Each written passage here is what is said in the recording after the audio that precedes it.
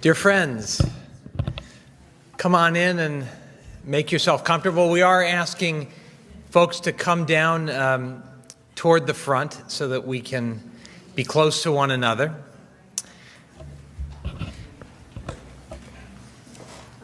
That's fine. I want to welcome all of you to a very important evening with Rabbi Dr. Rachel Sabbath Beit Halachmi. I'll introduce her formally in just a moment. First, though, as always, I want to thank our program committee, many of whom are here tonight. The committee is chaired by Dr. Claudia Platel, and of course it's aided by our executive director and Skirball Center director, Dr. Mark Weisstuck, our administrator, Mark Heitlinger, and our librarian, Liza Stabler, who unfortunately is under the weather and couldn't be here. Tonight, we are continuing our series on the history and future of Reform Judaism.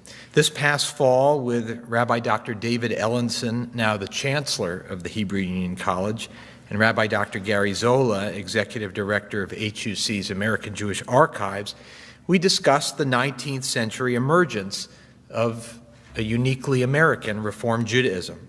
And Dr. Ellenson will return to us in April to explore Reform Judaism's development through the 20th century. And then in May, Rabbi Rick Jacobs, president of our Reform movement, and Rabbi Dr. Aaron Pankin, the new president of the College Institute, will together debate and consider the future of Reform Judaism in our new and changing world.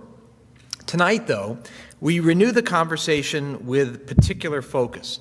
Over the next 3 weeks, we're going to be exploring in depth some of our movement's core tenets as we consider the meaning of Israel and the diaspora, the prophetic mandate for universal justice and the Jewish commitment to all of humanity, and the place of the God idea in contemporary Jewish life.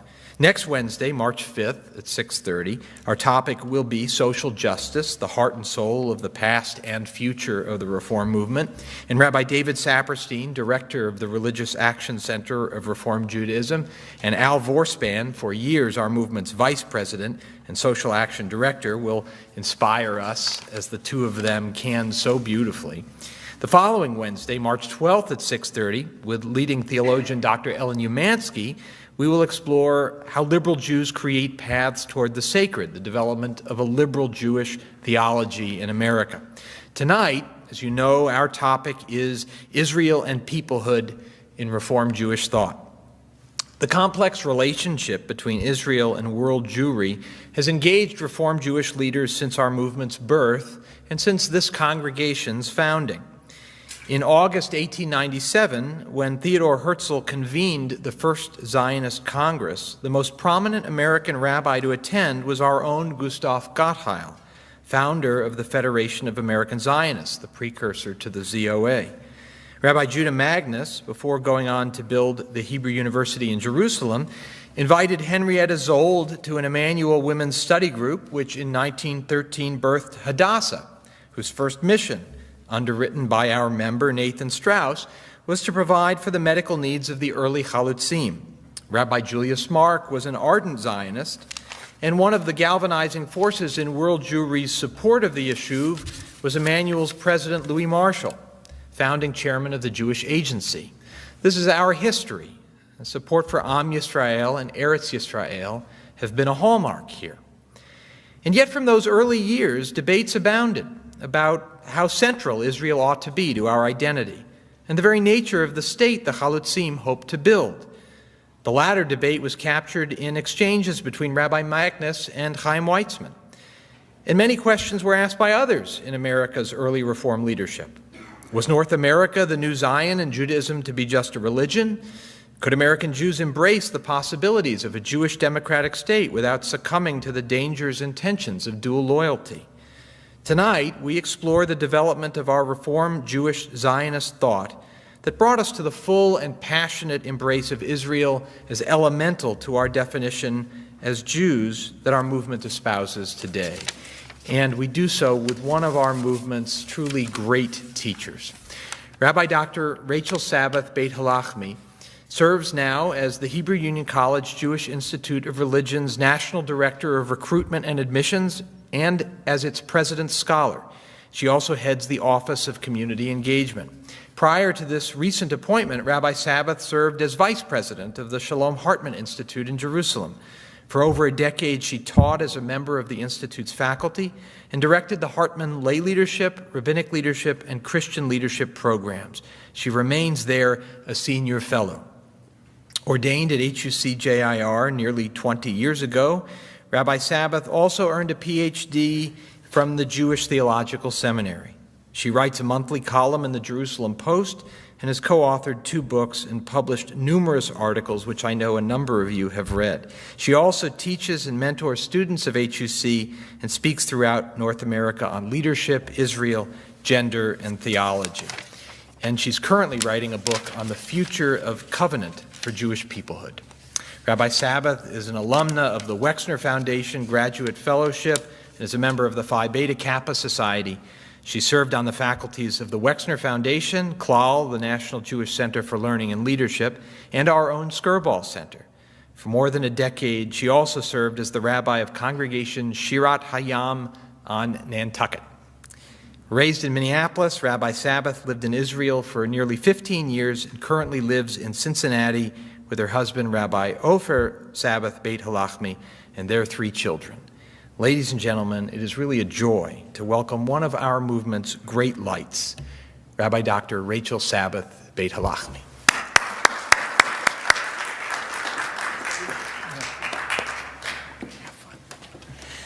Thank you, Rabbi Davidson.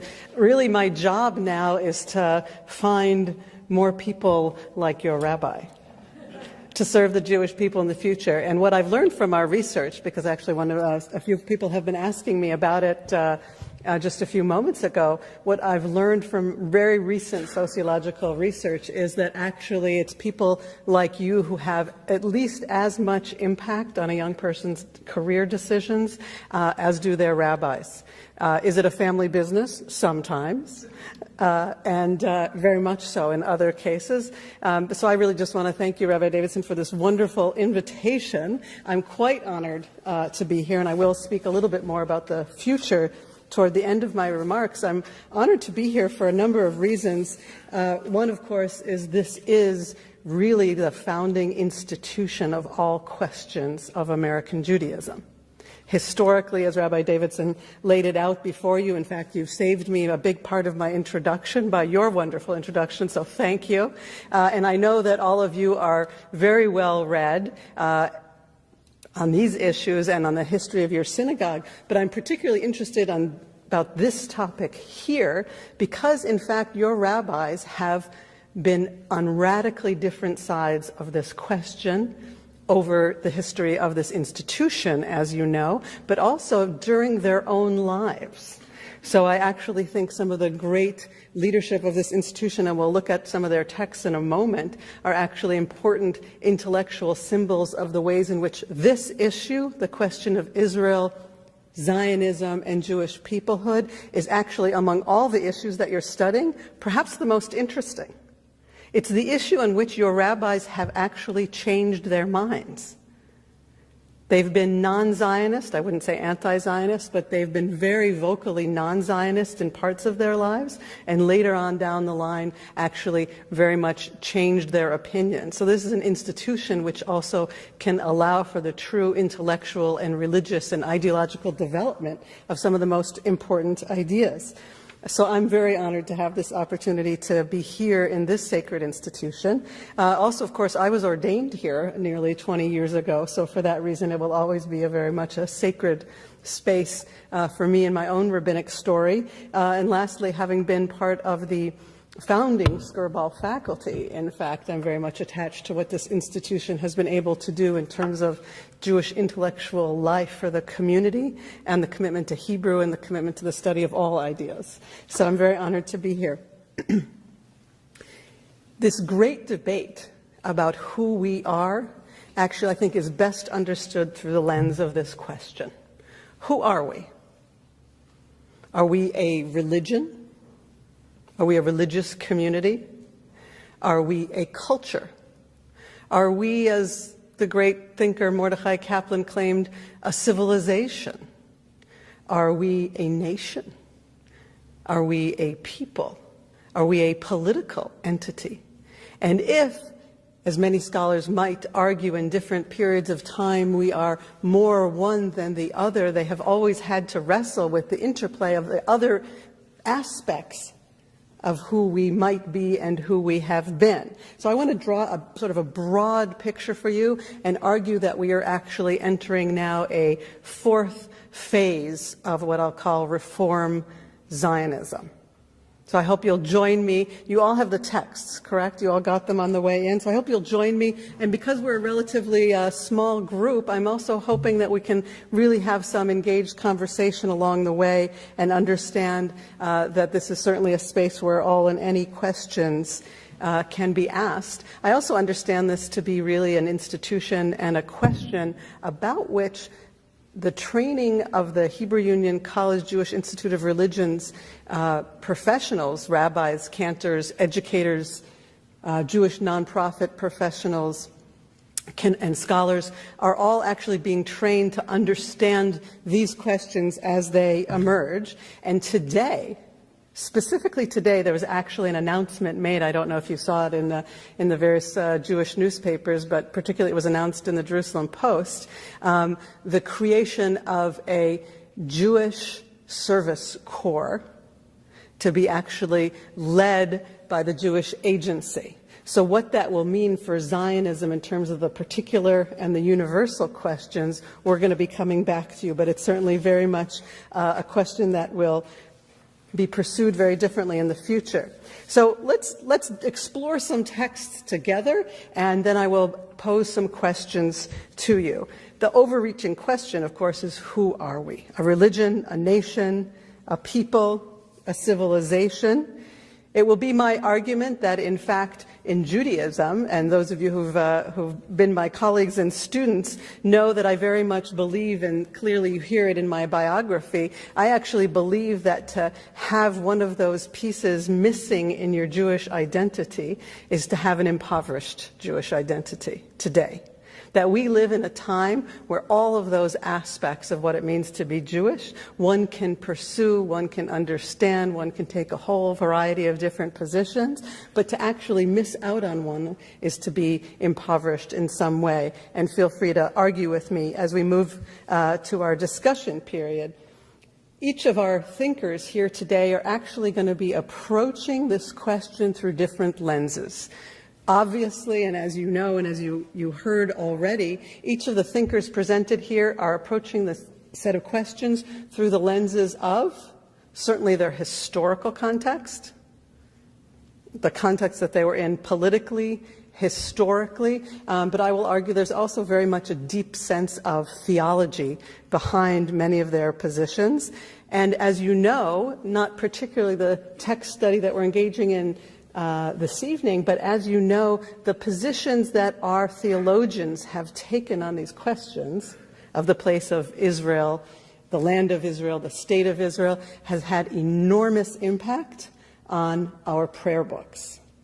If you would study, as many of you probably have with Rabbi Professor Ellenson, you'll actually see the ways in which, depending on the lens that you see this question, will be how you pray or don't pray, the direction in which you pray, what prayers you pray, and how you understand theologically your own relationship to the land. But we'll certainly come back to all of these questions in a moment. So if we were to draw a broad historical framework, I would say there's the Zionism. The first phase would be the Zionism of the book of Genesis. What do we learn in the book of Genesis? The creation of really Judaism. We have the first Jew, Abraham, created in Genesis 12, and what's the command to him? Lech lecha. That actually part of the chosenness and being called by God to be a Jew is directly connected to going to a particular place. It's not that one could have become a Jew and founded the Jewish people anywhere. God actually called him Lech lecha ma'artzecha, to go to a particular land and place.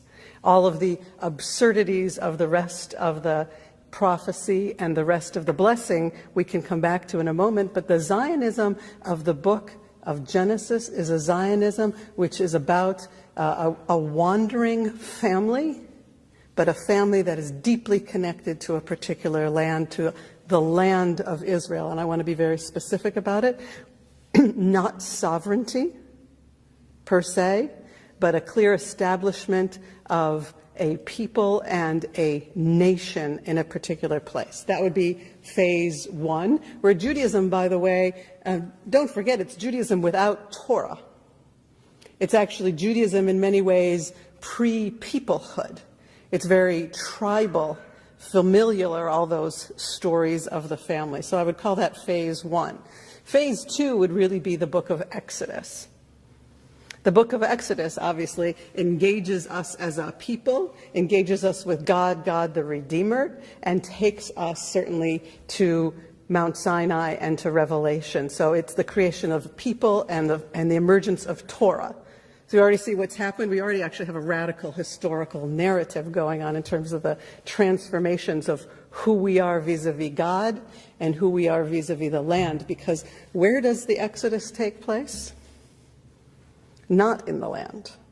Where does Revelation take place? Not in the land. In the desert, outside the land. And the book of Exodus certainly has us wandering in and out of the land, and there seems to be a desire, certainly, to get there, but it's not entirely sure that we will get there. The rest of the Bible is the story, I would call it the story, this third phase, of return and being dispersed. Returning and dispersion, repeatedly throughout that last part of the Torah and of the entire Bible. And that story of wandering keeps us, I would say, wandering and wondering about our sovereignty, but there's a clear sense of religion and there's a clear sense of nation. But the sense of whether or not we really are meant to and can hang on to the idea of sovereignty and statehood remains a question. A fourth phase, are you with me? Should we review? No? Should I test them, Rabbi Davidson, at the end? No, okay. A review, a fourth phase would be, right, we've got Genesis, Exodus, what I'm calling the returning and dispersing of the third phase. The fourth phase is really the phase of the various experiences of the diaspora and of very clear, hardcore nationalist approach to Israel and to the land of Israel. And that's the emergence of early Zionism, long before we even have a state, and the question of whether or not in modernity the Jewish people, as it has become, really a community of faithful and not faithful religious people, are actually capable of being a modern nation.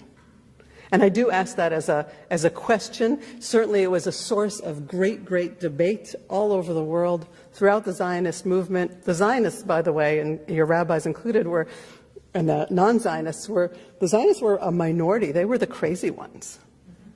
They were the crazy ones, and that's why I think very prominent rabbis initially weren't so eager to join what seemed like a radical, crazy movement. It was really only as things became more and more difficult for Jews all over the world, and actually I would say even less clear for Jews in North America as well. It was only really in that period and in encountering some of the great Zionist leaders that some of your rabbis and the non-Zionist rabbis of Reform Judaism realized that this was a very important response to the Jewish question of what was going to become of the Jewish people in a period of increasing anti-Semitism. So that fourth period is really what I will call nationalist Zionism, okay? So we've got Genesis, Exodus, returning and dispersing, nationalist, and now we have found ourselves in a new phase. I can't call it post-Zionist, and I won't call it post-Zionist, because I think the phase we're in currently is not at all about being post-Zionist in the way that many philosophers and major critics of Israel would understand that. But I think it is not the nationalist Zionist movement, but a question of what Zionism as a set of values can mean for the Jewish people is the phase that we're in today. So I'll call it the Zionist values era of Judaism and of the Jewish people, and it is quite a source of tension and debate. And what's most important, I think, for all of us to remember and appreciate today is that what's unique to our movement, I would say, is the capacity from the 1830s until today to be able to hold within it a plurality of opinions, pluralism, that you can have people within our movement in the 1830s and today who have very, very different. They love to argue with each other. Sometimes we even stop speaking with each other. But we are able to be within the same movement and even sometimes serve the same synagogues with very, very different senses of what Zionism and Israel, should be, and I will say could be today. So we're in a period of what maybe I should call a Zionist renaissance or renewal of Judaism. But I'll get back to why I call it that in a moment. Let's look at some of your texts before you. Your first text, of course, stands out so prominently because it is, I love it when a rabbi can actually say everything they mean in one sentence. You have to appreciate that, right? So this great rabbi, one of our early leaders, of Temple Beth Elohim in Charleston, in none other than Charleston, South Carolina. What does he say about America? In 1841, mind you, okay? This country is our Palestine. This city, our Jerusalem. This house of God, our temple. Now, what I love about this phrase is that you can find almost the exact phrase in some of the Christian leaders' preaching of the same period. That argument of what America is and can be religiously for somebody could be made by a rabbi and could be made by a Puritan Christian leader at the same time. That is phenomenal in and of itself, to understand America as the Jerusalem and this house of God, our temple. You see in it, of course, the makings of everything that happened to our prayer book and to our ideology at that time period. And you can see it play itself out in our different platforms and statements of principle. But before we get there, one of your great rabbis, Gustav Gottheil, were they all called Gustav, do you think? Apparently, that was the popular name. It was Josh of the time. And he's one of your great rabbis in 1893. Actually, so we're jumping over the principles in your order. And he says it even, I think, even more clearly in terms of what the problem is. Palestine is no longer our country. Our country, that title pertains to the land of our birth or adoption. And our nation is that nation of which we form a part, and with the destinies of which we are identified, to the exclusion of all others. For most early Reform thinkers, the problem with Zionism was a problem of nationalism. And it was a problem that was so true to that period of modernity and of nationalism emerging all over Europe and all over the world, that it was clear that one could only have one nation of identity. That the Jews of Europe, the Jews of France were being questioned over different periods of time. To which nation are you going to be most loyal?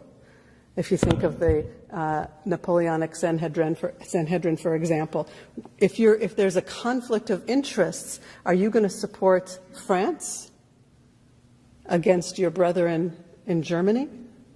If there's a conflict between America and whatever this crazy new country in Zion is going to be, are you going to be more supportive of America or more supportive of Israel? That issue of dual loyalty being a problem, I would say, was not solved really until Louis Brandeis and Henrietta Szold, who you referred to earlier, the founder of Hadassah, and Brandeis, the great judge and leader of American Zionism. That issue of knowing that a Jew could be a faithful American and a Zionist was really not solved until we're in between World War I and World War II. But before we get there, back to the 1800s, you see how these rabbis' ideas are being reflected now in the CCAR is coming together and making statements during a number of different periods about where we stand when it comes to this question. So we recognize in the modern era of, listen very carefully to the language, of universal culture of heart and intellect, the approaching of the realization of Israel's great messianic hope for the establishment of the kingdom of truth, justice, and peace among all men. We consider ourselves no longer a nation, but a religious community, and therefore expect neither a return to Palestine, nor a sacrificial worship under the sons of Aaron, nor the restoration of any of the laws concerning the Jewish state. That was when our platforms were actually much more concise than they are today. Very clear, and you can see already, and you've felt in your various prayer books, even that you've known here in this sacred place, how the shift in attention away from Palestine as both a land, as a place where the temple, we're no longer interested in a temple or a sacrificial cult, and we're no longer interested in any of the laws concerning the state of Israel. Right? So it's the creation, really, a radical creation of a new Judaism. If you would ask most Orthodox Jews then and now, is this Judaism without these things? It is almost inconceivable. But if you take American Reform, and certainly being influenced by Abraham Geiger and all of the great founders of Reform Judaism in Europe, you can, I hope, very easily understand how this was their position. To become fully American was to become very focused on this nation. To become fully American was also to be focused on this land as a sacred space. And to become fully modern was to let go of all of those arcane and irrational rituals that made us look and sound and feel to our neighbors as being so different.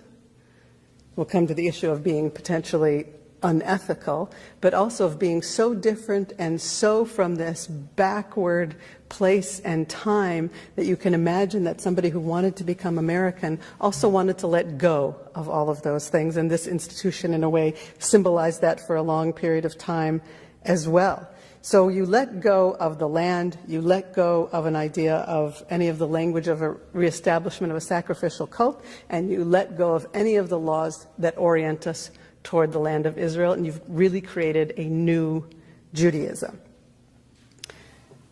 Fast forward to a period of American reform pro-Zionism. I'm calling that non-Zionism and not anti-Zionism, because in the period of those reform leaders, like Gottheil and one of your other rabbis, Silverman, there was, the minute they encountered some of the, not the minute, but in the period that they encountered Herzl and some of the leaders of the Zionist movement and even attended some of the Zionist congresses and conferences, they very much became engaged in what the Zionist movement could do for the Jewish people. They weren't ready until very recently. In fact, I would say maybe even among us colleagues today, we still might have some disagreement, but they weren't ready for it necessarily to change their own practice or our own liturgy here in our prayer books, but they were understanding of the Zionist movement as a humanitarian effort for the Jewish people. Right? That's what Zold was doing. Zold, by the way, actually initially wanted to join Brandeis and bring a women's movement together with the American Zionist movements. And Brandeis said to her, no. This was after Hadassah had established itself as being a very significant fundraising arm of the Jewish people in terms of raising money for the Jewish settlements in Palestine. But really at that moment, that's when Zold realized she had to found Hadassah as very much a humanitarian organization. And it went on, one might even argue, it went on to do greater things even for the people of Israel and the state of Israel to this very day than might have emerged had Brandeis been more comfortable unifying the men's and the women's movements then. That might be an argument to maintain our brotherhoods and our sisterhoods. right? I think it might be a very interesting, important argument. But that's a separate lecture, gender and Reform Judaism. So now we're going to fast forward beyond that non-Zionist era of Reform leadership, and we find ourselves already by 1975 in a very clearly activist, pro-Zionist Reform Judaism. Right? Now listen to how radically different the language is, and in both eras you'll hear the shift in theology. Now, says Alexander Schindler, Zichrono Livracha, who's the president of the UHC, which later becomes the URJ, we are all of us Jews, and whether we use the small z or the large z, we are all of us Zionists. So you hear that there's a question about that word, and he's making it very clear where he stands and where Reform Judaism stands. The land of Israel, which is Zion, and the children of Israel who constitute the Jewish people, and the God of Israel are all bound together in a triple covenant. At no time in our history have we ever stopped praying or longing or working for Zion. Now, I don't think in the texts we read earlier and in this text you can hear a greater shift in ideology about any single idea.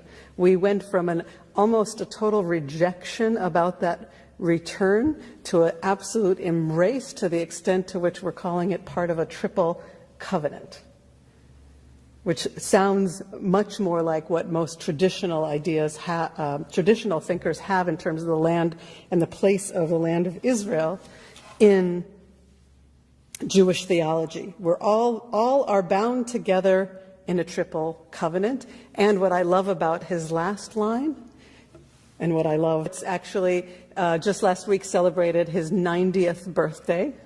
To 120, he should live in strength and in good health. But in his main theological work, Renewing the Covenant, he says something that I think is very important, very challenging, and very much true to where I think rabbinic leadership is in the phase that we're in now. And here's what he says. Despite all that the state of Israel means to us and has done for us, there is a compelling Jewish and human distinction between its claiming our deep devotion and serving as our actional absolute. As a matter of Jewish principle, no political entity deserves being so exalted, not the kingdoms of Israel and Judah in biblical times. I just lost my next page. Hang on. Not the United States of America, where love of flag often serves to cover its failings, nor either the state of Israel. He's making a very important argument. When he says actional absolute, he's following a line of thinking about how and whether Reformed Jews understand God as that which can be absolutely commanding.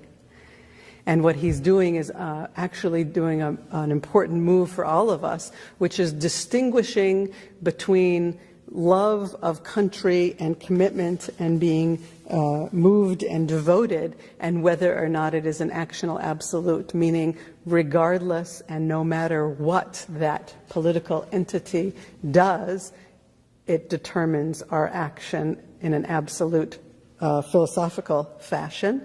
And what he's arguing is that deep in our tradition, because I want to be very careful about the argument here since you have it slightly out of context, deep within our tradition is both the need for, the right to sovereignty, and yet the understanding that sovereign nations have to be distinguished from the theological idea of God, which should be our actional absolute. And that political commitment should be distinguished from absolute, ultimate religious commitment. That one can be committed to a state and one can also be critical of it. So we'll come back to that in a moment. But I think this is very representative of where our rabbinate is today.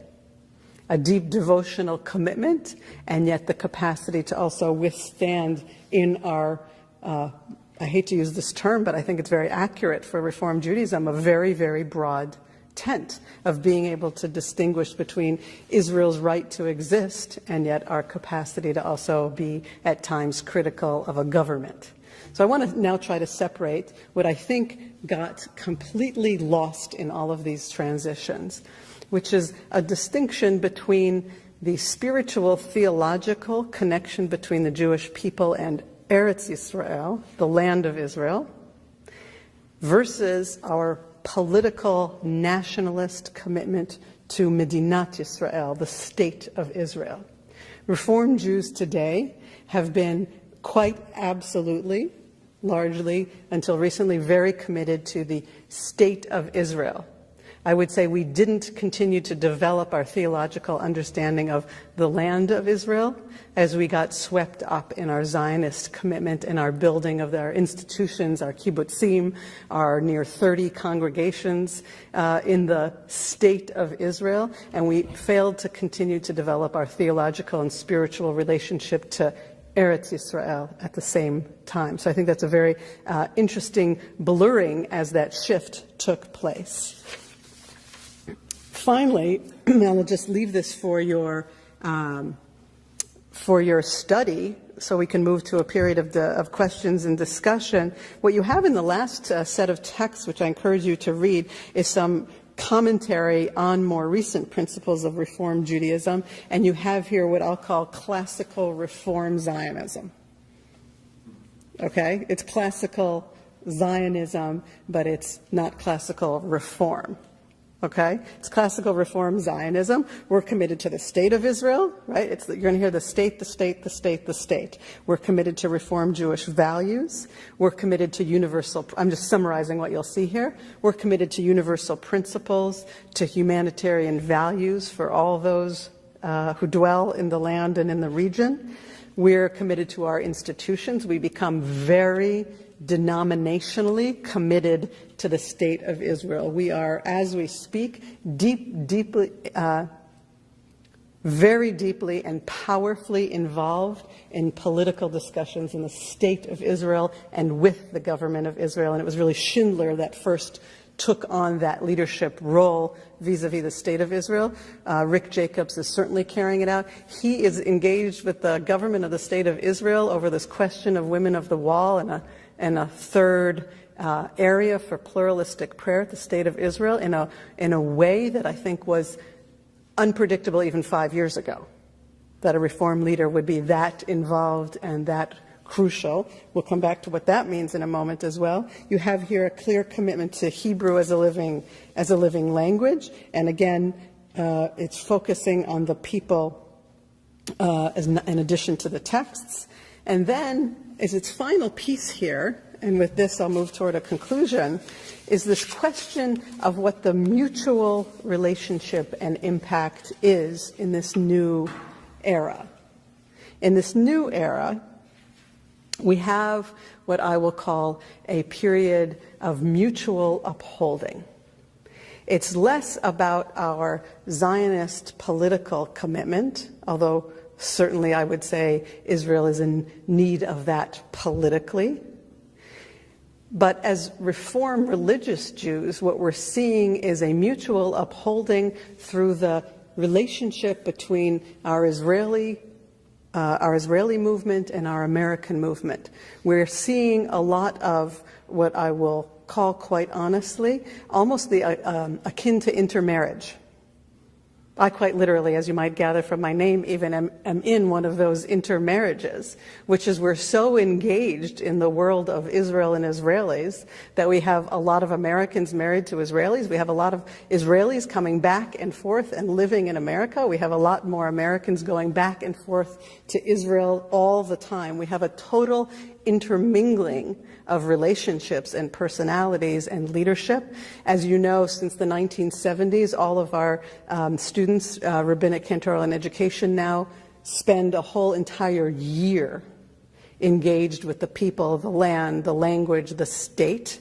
And even when missiles are falling And the pressure is enormous on the president of the Hebrew Union College, David Ellenson, during the Intifada.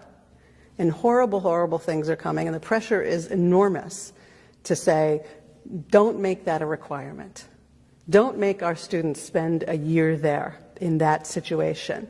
And his Zionist stance of standing behind that and saying, actually, no, to be a Jewish leader is about standing with the Jewish people in the land and the state of Israel, no matter what. That stance of a president of the Hebrew Union College is also representative of this new era, which I will call a total commitment and a total mutual upholding. What's about to happen is that Israeli rabbinic students, we've had a few, but Israeli rabbinic students are now about to be spending more and more time in North America. So the interchange and exchange and mutual upholding will continue. I believe that this has enabled us to reach this new phase.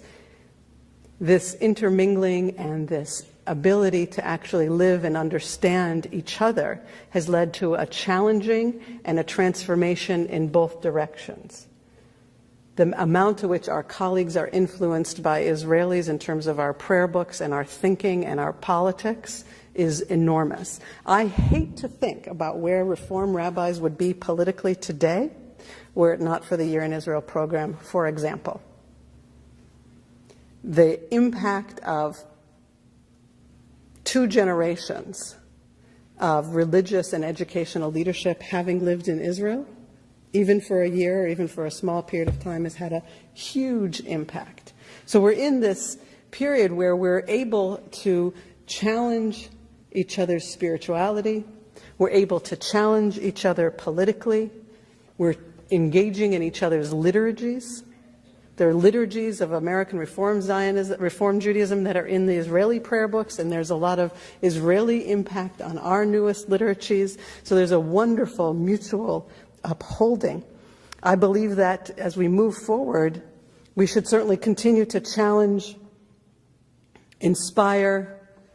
We may at times infuriate each other. Not just because it will, I believe we should do this, not just because it will make us, I hope, politically and morally better in all that we do, but because I actually believe it has and can make us more of what we are particularly chosen to do in the world, which is to be of great universal and eternal significance as a people. Thank you.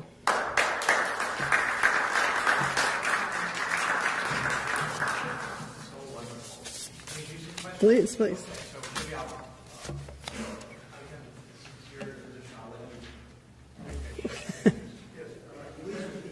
I'll do my best, yeah.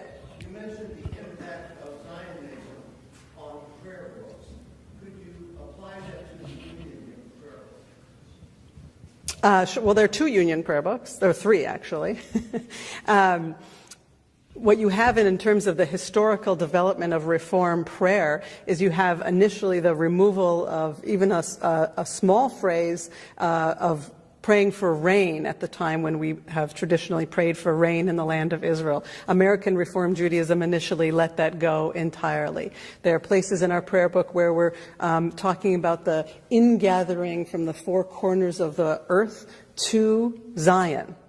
Early Reform liturgists removed those phrases from the prayer book. And certainly, still today, to some degree, we have removed from our prayer books the liturgies that deal with the rebuilding of the temple and the return to a sacrificial cult as our vision of a messianic time. So those are those 3, I think, very significant areas where in the Union prayer book you don't see those in place. And think about them for a moment. The praying for rain in the land of Israel is to be attached to the land and attached to the biblical idea that mitzvot and ethical behavior will bring rain in its time.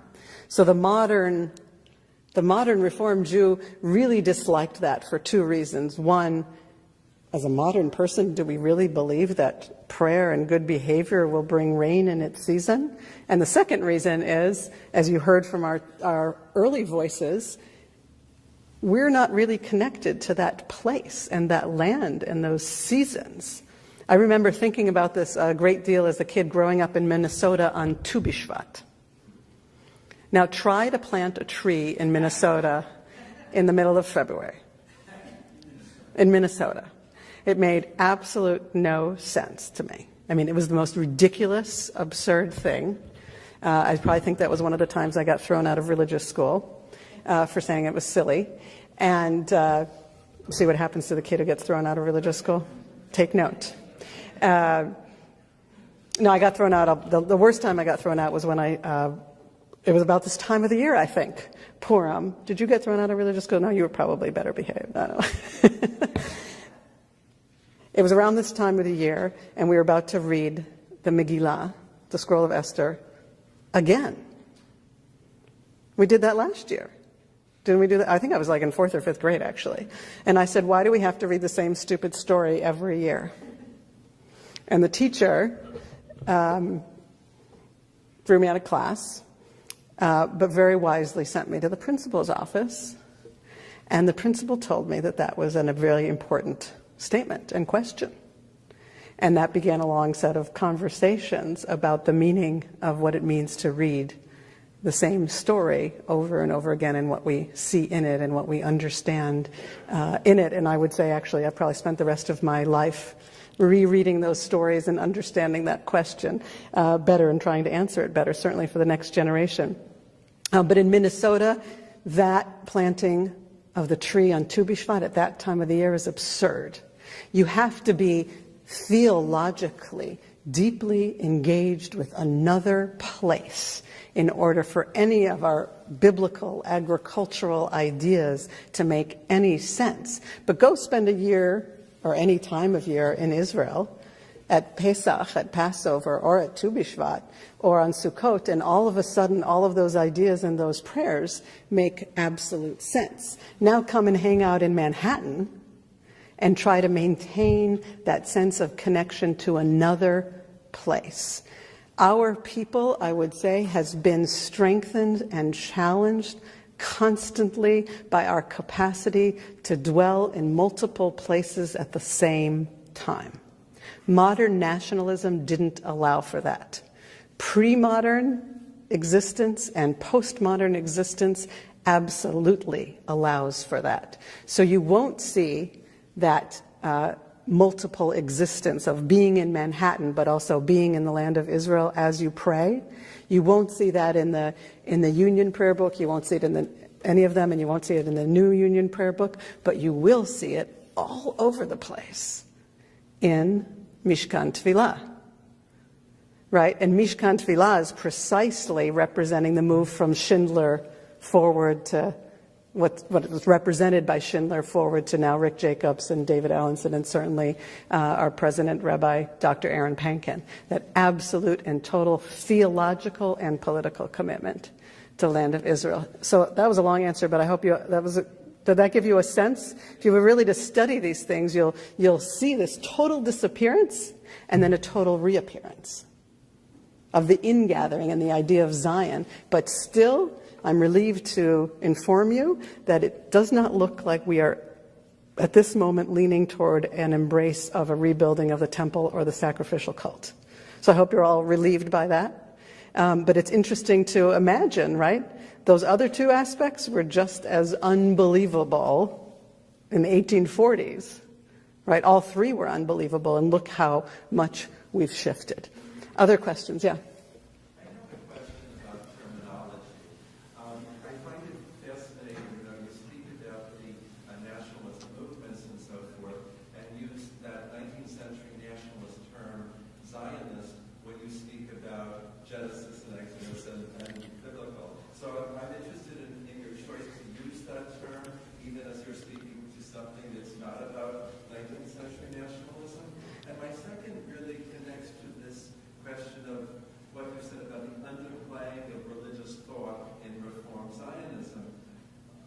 I struggle with the term diaspora, capital D. It's not a word I like, and yet even in the statement you shared with us, capital D diaspora is used. So there is some sense in which that religious inflection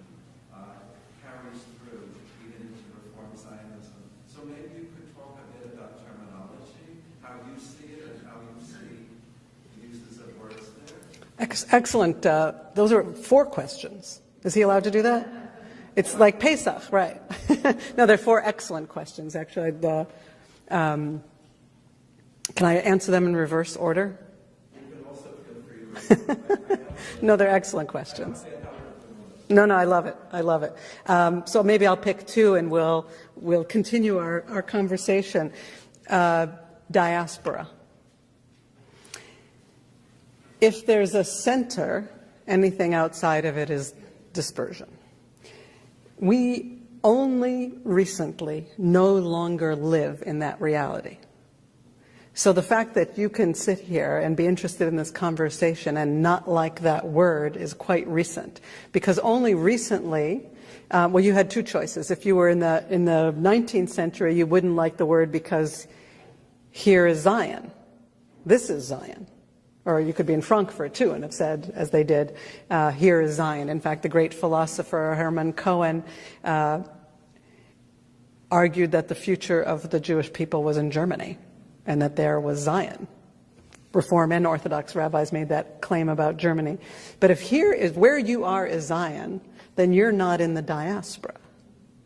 And then what do you make of Zion? Zion becomes, well, maybe your poor brother or cousin that you might put a few coins in the blue and white box for, but it doesn't become your center. It becomes, in the language of federation, a foreign concern, right? What do we call those in federation terminology? Federation leadership, what do you call them? There's the local and and I think they call it the foreign concerns. Anyway, so then Israel just becomes one of them. But we live in a very interesting situation sociologically right now, which is why this announcement of the Jewish Service Corps, the Global Jewish Service Corps, is so interesting to me. And it's truly a follow-up to Birthright. We live now in a time of bi-centrist Judaism. Right? If Achad Ha'am could argue that there's a center of Zion, and that there would be spokes leading out from it all over the Jewish world, and we would have this kind of mutual, the term that I use is the mutual upholding, we would have a mutual impact on each other, but there would be a center and emanating from it light and inspiration, and of course, Ki Mitzion Tetzei Torah, right, and ideas. That would be the Zionist and religious idea about the central position of Zion. But we live in an age where actually just about everything that's true about Zion is also true about Manhattan, Jerusalem, and New York. We have actually 2 centers of the Jewish people, both in terms of population. If you think about North American Jewry and Israeli Jewry, we have some of the same actual issues of struggles about how to understand ultra-Orthodox Judaism and its impact, but we live in a I would say in a post-diaspora world today. But that will lead me back to your first question, which is Zionism is about political sovereignty. So I feel that I can apply that term in a pre-Zionist sense, but I'm doing it sort of dafka to show that Zionism was, for most of the Zionist leadership, not all of them, not for Buber, for example, but for most of them was a political movement. It was about regaining and being able to have political military control over territory, people. That's what Zionism was. The issue today is, okay, now that you have that, with all of its burdens and responsibilities and the crucible of what that means right now, is that all that Zionism in Israel was about, being a sanctuary, a safe haven, a place where we could play out certain ideas and ideals, or is it supposed to be something more than that for the world? So I don't say post-Zionist, but I will say sort of a Zionist renaissance, and that this announcement today is about, can Israel means something for the world in terms of its values. Not just can it politically be a good democratic nation in a bad neighborhood, which, as you know, is no small thing. No small thing. But can it actually, have light radiate out into the world in terms of its values and have a positive impact on the world, greater than, well, we sent doctors to Haiti or wherever. That was me mocking my friends in the foreign ministry.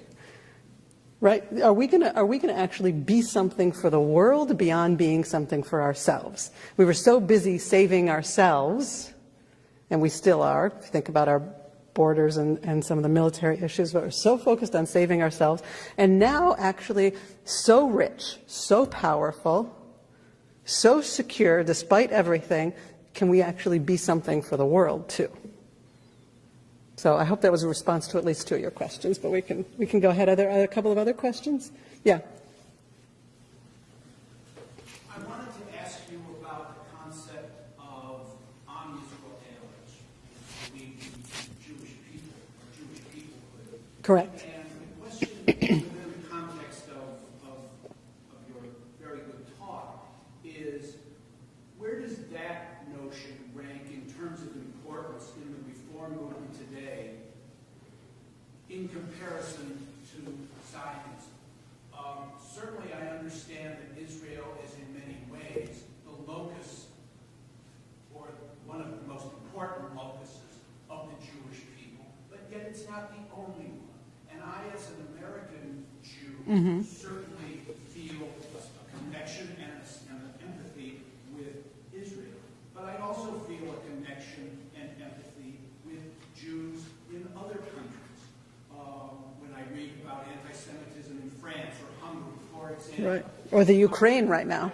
Absolutely, which was where my family came from. I react in the same visceral way. Am I missing something? What's your name? Jim. You're such a good Jew. What a great question. I'm calling him such a good Jew because I'm from the Ukraine too. My family's from the Ukraine too. We're probably related. And I was telling Rabbi Davidson, the cab driver who I argued with about the price and everything and the way he went, as we argued the whole way, I felt like I was in Israel. Then it turns out he's a Jew from the Ukraine too. And he did that to a landsman. And he did it to a landsman. Then, of course, I had to tip him well. I mean, it was one of these terrible things. Anyway, so Jews love to argue about these things. But here's the thing about your initial statement about Am Yisrael and peoplehood. Peoplehood as a term in English is really only thanks to Mordechai Kaplan. It's quite modern and recent. The Jewish people is really, which technically means Am Yisrael and Bnei Yisrael and all these terms. There are multiple terms in the Bible that pretty much refer to the same thing. And yes, should we have loyalty to them wherever we are? Absolutely. In fact, I would say Zionism was about serving and saving Am Yisrael. Serving and saving Am Yisrael, not to the exclusion of anybody or any place. The World Union for Progressive Judaism, all of us ought to be equally concerned about what's happening. I'm actually quite nervous about what's happening for the Jews in Ukraine right now and lots of other places. We should be equally concerned about them. I was looking particularly at the question of this nationalist idea of Zionism and what it's meant for us religiously, politically, spiritually, and in terms of Jewish peoplehood, I'm arguing that it has taught us about our commitment to Jewish peoplehood in a way that we might not have otherwise had it, but to not have a commitment to the state of Israel and to the Jewish people and an engagement with the spiritual ideas of Judaism. To miss one of those elements is to miss a crucial aspect. I hope that was a helpful clarification. In other words, we agree. But Jewish peoplehood, I just want to say one more word about Jewish peoplehood, since you heard I'm very interested in it. Jewish peoplehood, and I noticed this even from our applications to rabbinic school, and Rabbi Davidson and I are sitting on an admissions committee together tomorrow. We have a greater sense of commitment amongst our religious leadership to Jewish peoplehood than we do to anything else right now. In a recent survey we conducted with our own sociologist, Professor Stephen Cohen, when you ask about Israel or God or anything else, top, like way above commitments to anything else, is Jewish peoplehood. So something for this generation and Jewish peoplehood has gone right.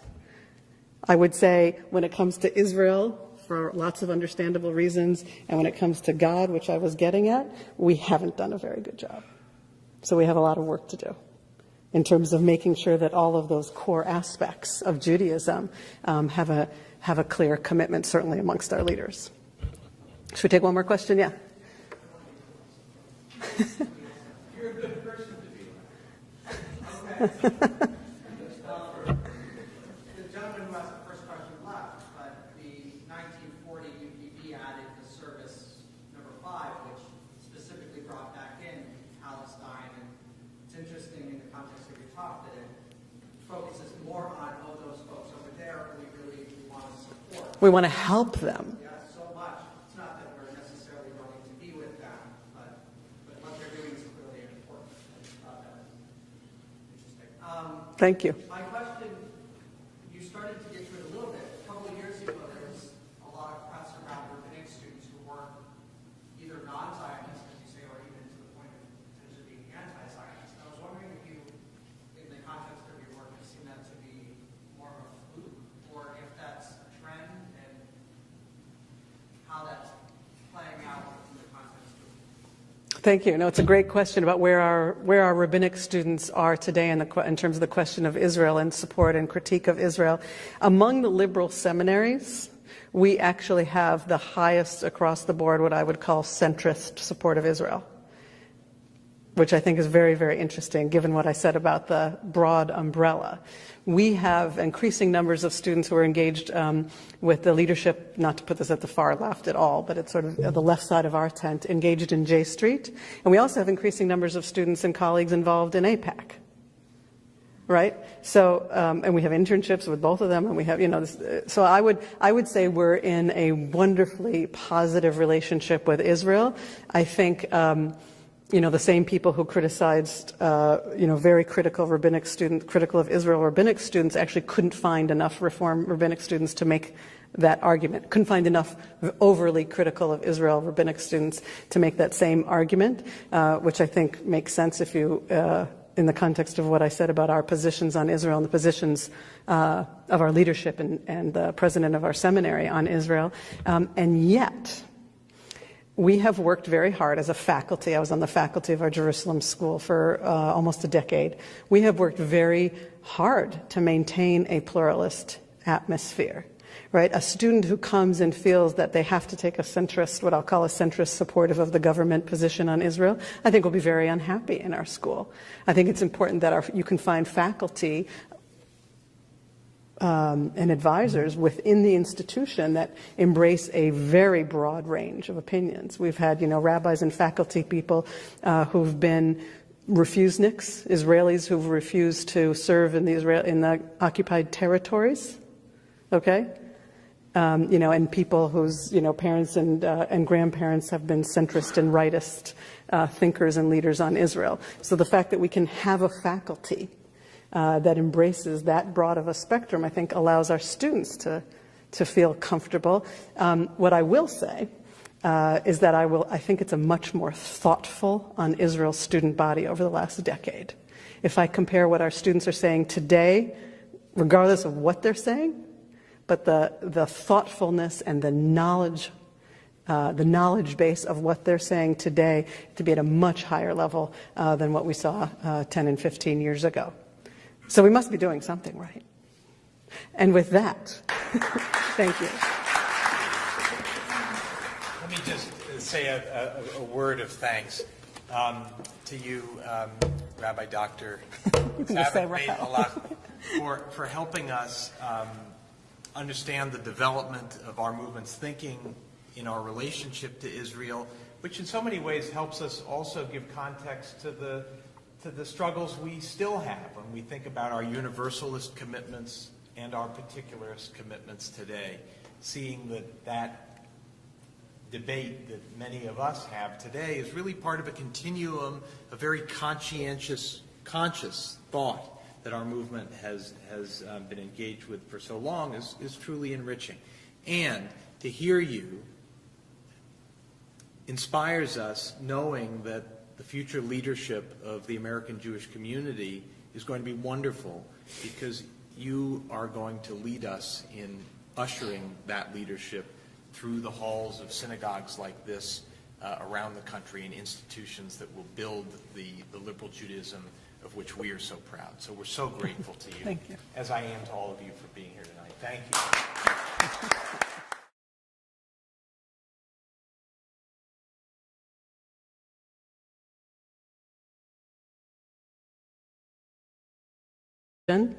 over the history of this institution, as you know, but also during their own lives.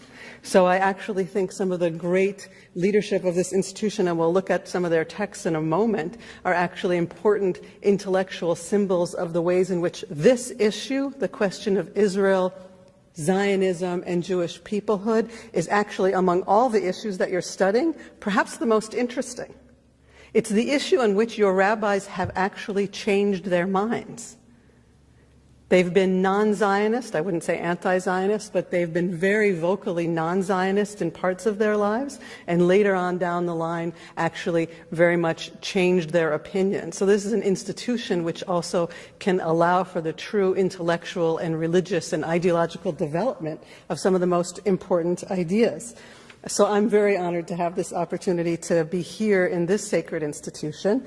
Also, of course, I was ordained here nearly 20 years ago, so for that reason it will always be very much a sacred space for me in my own rabbinic story. And lastly, having been part of the founding Skirball faculty, in fact, I'm very much attached to what this institution has been able to do in terms of Jewish intellectual life for the community and the commitment to Hebrew and the commitment to the study of all ideas. So I'm very honored to be here.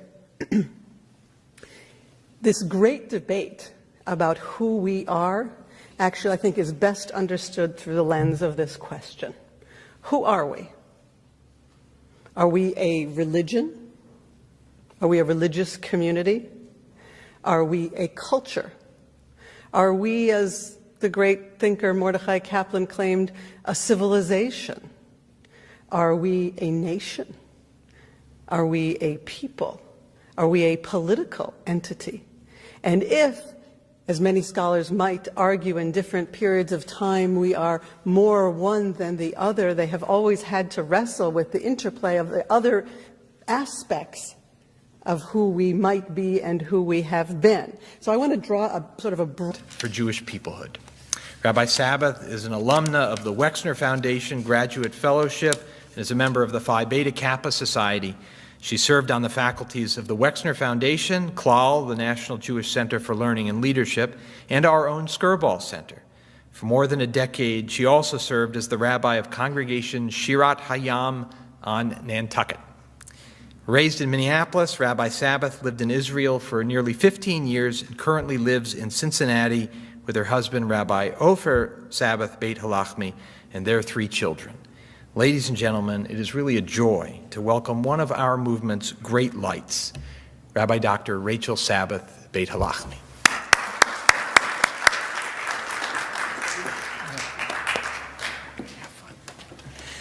Thank you, Rabbi Davidson. Really, my job now is to find more people like your rabbi to serve the Jewish people in the future. And what I've learned from our research, because actually a few people have been asking me about it just a few moments ago, what I've learned from very recent sociological research is that actually it's people like you who have at least as much impact on a young person's career decisions as do their rabbis. Is it a family business? Sometimes, and very much so in other cases. So I really just want to thank you, Rabbi Davidson, for this wonderful invitation. I'm quite honored to be here, and I will speak a little bit more about the future toward the end of my remarks. I'm honored to be here for a number of reasons. One, of course, is this is really the founding institution of all questions of American Judaism. Historically, as Rabbi Davidson laid it out before you, in fact, you've saved me a big part of my introduction by your wonderful introduction, so thank you. And I know that all of you are very well read on these issues and on the history of your synagogue, but I'm particularly interested about this topic here because, in fact, your rabbis have been on radically different sides of this question.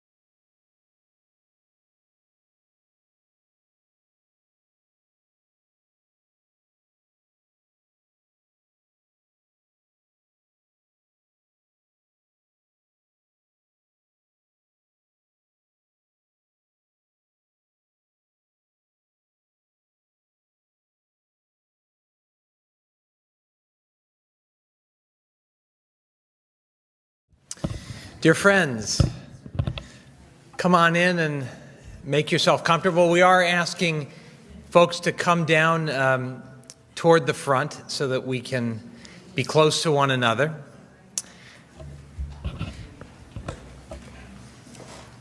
That's fine. I want to welcome all of you to a very important evening with Rabbi Dr. Rachel Sabbath Beit Halachmi. I'll introduce her formally in just a moment. First, though, as always, I want to thank our program committee, many of whom are here tonight. The committee is chaired by Dr. Claudia Platel, and of course it's aided by our executive director and Skirball Center director, Dr. Mark Weisstuck, our administrator, Mark Heitlinger, and our librarian, Liza Stabler, who unfortunately is under the weather and couldn't be here. Tonight, we are continuing our series on the history and future of Reform Judaism. This past fall, with Rabbi Dr. David Ellenson, now the Chancellor of the Hebrew Union College, and Rabbi Dr. Gary Zola, Executive Director of HUC's American Jewish Archives, we discussed the 19th century emergence of a uniquely American Reform Judaism.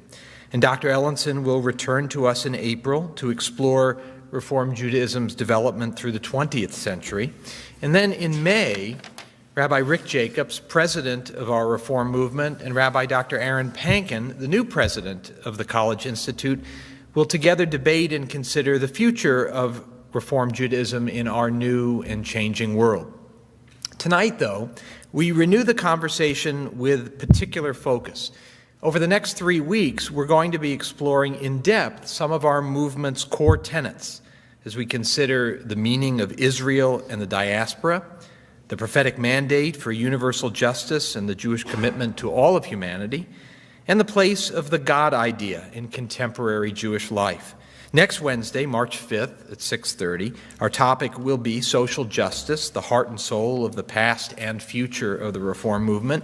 And Rabbi David Saperstein, director of the Religious Action Center of Reform Judaism, and Al Vorspan, for years our movement's vice president and social action director, will inspire us as the two of them can so beautifully. The following Wednesday, March 12th at 6:30, with leading theologian Dr. Ellen Umansky, we will explore how liberal Jews create paths toward the sacred, the development of a liberal Jewish theology in America. Tonight, as you know, our topic is Israel and Peoplehood in Reform Jewish thought.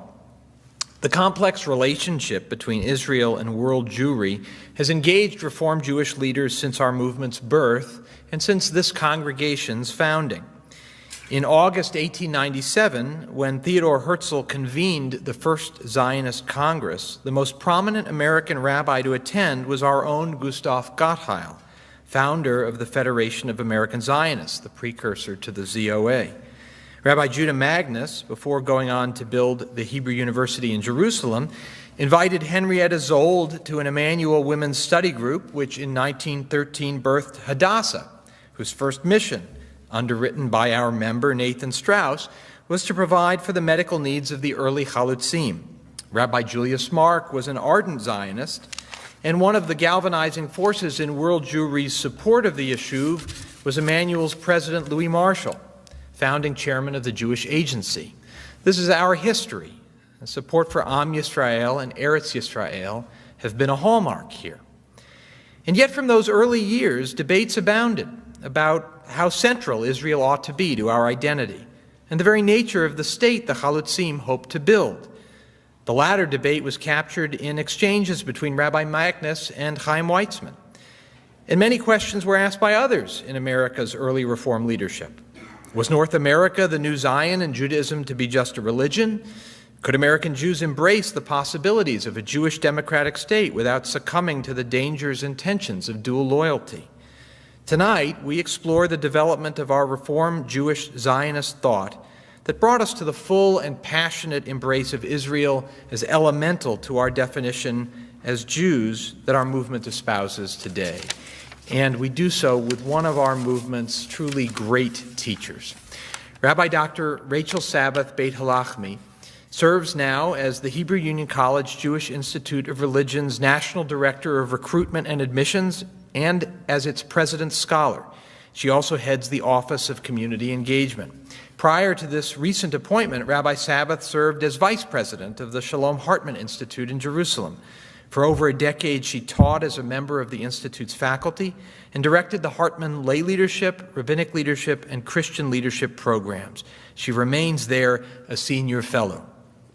Ordained at HUC-JIR nearly 20 years ago, Rabbi Sabbath also earned a PhD from the Jewish Theological Seminary. She writes a monthly column in the Jerusalem Post and has co-authored 2 books and published numerous articles, which I know a number of you have read. She also teaches and mentors students of HUC and speaks throughout North America on leadership, Israel, gender, and theology. And she's currently writing a book on the future of covenant